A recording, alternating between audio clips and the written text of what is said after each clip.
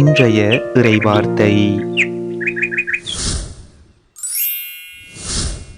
திருத்தூதர் பவுல் ரோமையருக்கு எழுதிய திருமுகத்திலிருந்து வாசகம்.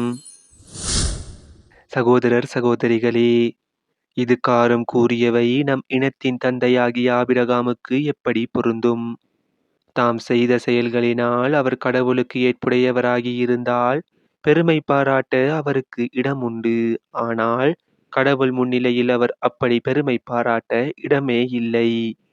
ஏனெனில் மறைநூல் கூறுவதென்ன? ஆபிரகாம் கடவுள் மீது நம்பிக்கை கொண்டார், அதை கடவுள் அவருக்கு நீதியாக கருதினார். வேலை செய்தவர் பெறும் கூலி நன்கொடையாக கருதப்படுவது இல்லை, அது அவர்கள் உரிமை. தம் செயல்கள் மீது நம்பிக்கை வையாது இறை பற்றியில்லாதோரையும் தமக்கு ஏற்புடையவராக்கும் கடவுள் மீது நம்பிக்கை வைப்போரை அவரது நம்பிக்கையின் பொருட்டு கடவுள் தமக்கு ஏற்புடையோர் என கருதுகிறார். அவ்வாறே கடவுள் ஒருவருடைய செயல்களை கணிக்காமலே அவரை தமக்கு ஏற்புடையவர் என கருதுவதால் அம்மனிதர் பேறு பெற்றவர் என்று தாவீது கூறியிருக்கிறார். எவரது குற்றம் மன்னிக்கப்பட்டதோ, எவரது பாவம் மறைக்கப்பட்டதோ அவர் பேறு பெற்றவர். ஆண்டவர் எந்த மனிதரின் தீச்செயலை கருத்தில் கொள்ளவில்லையோ அவர் பேறு பெற்றவர்.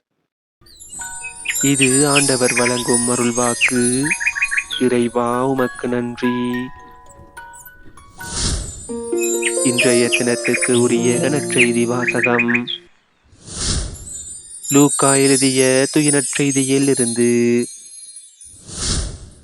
அக்காலத்தில் ஒருவரையொருவர் மிதிக்கும் அளவுக்கு ஆயிரக்கணக்கான மக்கள் திரண்டு வந்திருந்த போது இயேசு முதலில் தம் சீடரோடு பேசத் தொடங்கினார்.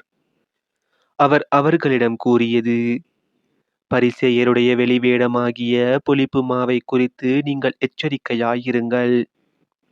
வெளிப்படாதவாறு மூடப்பட்டிருப்பது ஒன்றுமில்லை, அறியப்படாதவாறு மறைந்திருப்பதும் ஒன்றுமில்லை.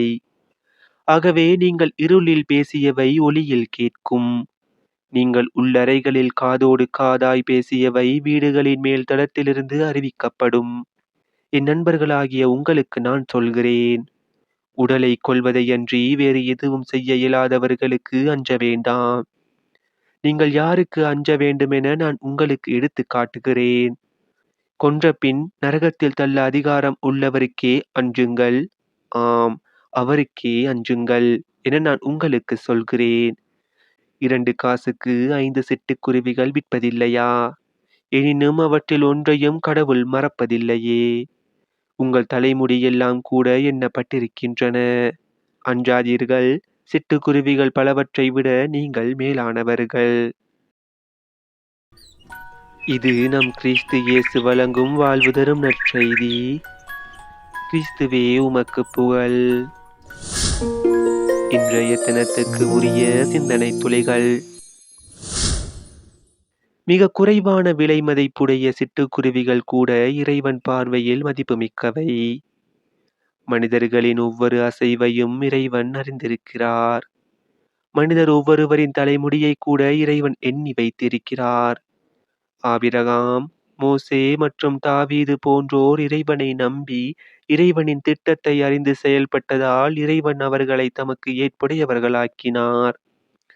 இத்தகையோரே இறையரசின் மதிப்பீடுகளான அன்பு, அமைதி, உண்மை, நீதி, சமத்துவம், சகோதரத்துவம், மகிழ்ச்சி, இரக்கம் ஆகியவற்றுக்கு சான்று பகரும் வாழ்வு வாழ்ந்தவர்கள்.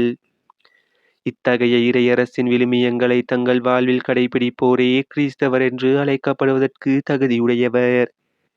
இந்த திருவழிபாட்டில் நாம் நினைவு கூறும் மறைசாட்சியான அந்தியோக்கு நகர் புனித இஞ்சாசியார் கூறிய நான் கிறிஸ்தவன் என்று அழைக்கப்படுவதை விட கிறிஸ்தவனாக இருக்கவே, அதாவது வாழவே விரும்புகிறேன் எனும் கூற்று நம் அன்றாட வாழ்வில் பிரதிபலிக்கட்டும்.